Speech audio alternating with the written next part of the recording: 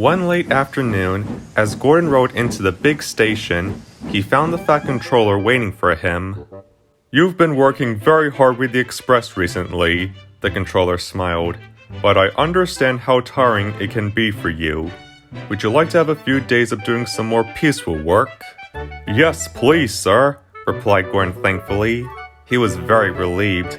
The recent holiday season had kept him very busy. "Excellent.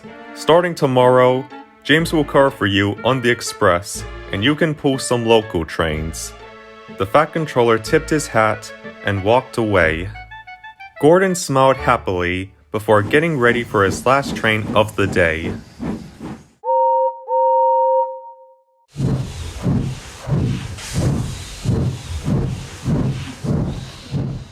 The next morning, Gordon woke up to his fireman arriving to start the day. "Morning, lad," said his fireman. "Alan's taken ill, I'm afraid, so I'll be working with a relief driver for a while." "What a shame," sighed Gordon. "I do hope he recovers soon." The fireman agreed. He began to ready Gordon for the coming day's work as they waited for the relief to arrive. When the relief finally arrived, it was almost time to leave. "You're late, mate," said the fireman. "You've got to be on time." The relief just scoffed as he lit a cigarette. He was an old engine driver who thought he knew everything. He didn't like being spoken down to. "I know how to do my job, thank you," he snapped. Without another word, he climbed into the cab. The fireman quickly followed, and Gordon soon jerked out of the sheds towards the station. He backed down onto the coaches with a bump. "Oh, oh, oh!" cried the coaches. "Be careful!" grumbled Gordon. "I don't take orders from my engines either," grunted the relief. "I'm the driver here, not either of you. Now shut up and know your place." The guard's whistle blew, and the train started away, jerking roughly into motion again. Gordon and his fireman knew the peaceful day's work they were looking forward to were going to be anything but peaceful.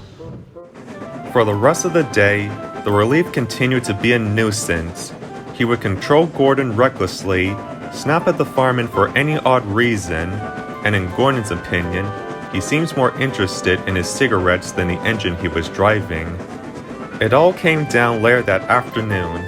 As they arrived at the junction, the driver drew the train to an abrupt halt, just avoiding having the first coach overshot the platform.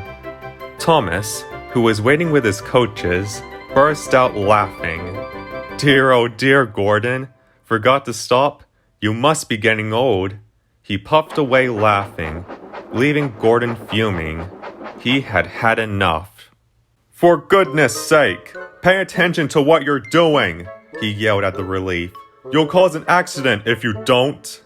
The relief went red in the face. "Don't you dare talk to me like that!" The fireman tried to intervene, but thankfully, the guard's whistle blew. The train jerkfully out of the station. Both Gordon and the relief were left brooding in silence. They soon neared the big station. Gordon was thankful his day's work was nearly over.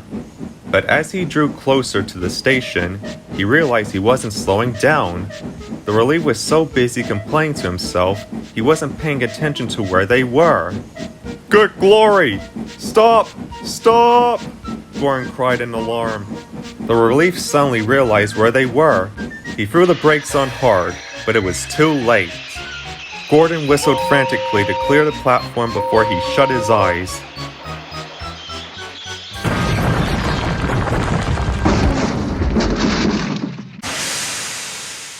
Luckily, Gordon's warning had worked. Everyone had cleared the platform before the crash, and none of the passengers had been injured. But poor Gordon felt very uncomfortable. Once the mess had been sorted, Gordon was taken straight to the works. The Fat Controller came to see him that evening. "I'm sorry, sir," started Gordon, but the Fat Controller held up his hand. "Don't worry, Gordon. I know it wasn't your fault. Your fireman has filled me in all about this relief you had.